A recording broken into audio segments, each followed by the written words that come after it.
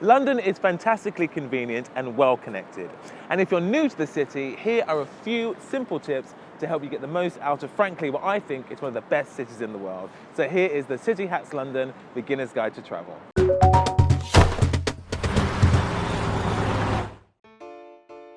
Without a doubt, one of the first things you need to do when you get to London is get an Oyster card.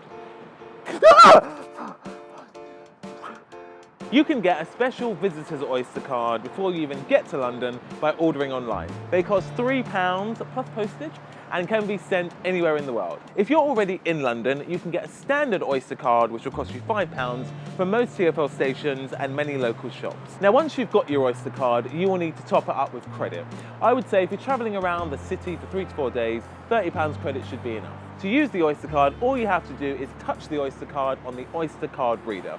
On the underground, you will find this at the barriers, and it is imperative that you touch in and touch out to make sure you're charged the right fare. And while you're at it, touch a Londoner. They love it. Occasionally, you may find the barriers open or no barriers at all, but don't get caught out or you will be charged the maximum fare. Always touch in and always touch out. And if you don't know where to do that, ask someone at the station and they'll tell you. Instead of using an Oyster card, you can use a contactless credit card to get around London. But do check with your bank, to make sure you can use it and also to find out how much the transaction fees will be.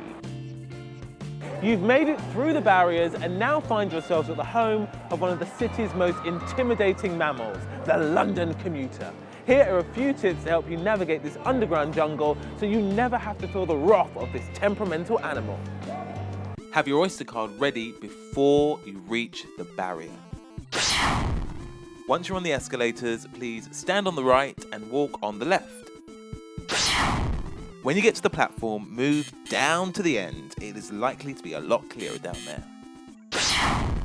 Before you get on the train, let people off first. And the best way to do this is to stand to the side of the opening doors. Once you're on the train, once again, move down the carriage, making way for more people on the train.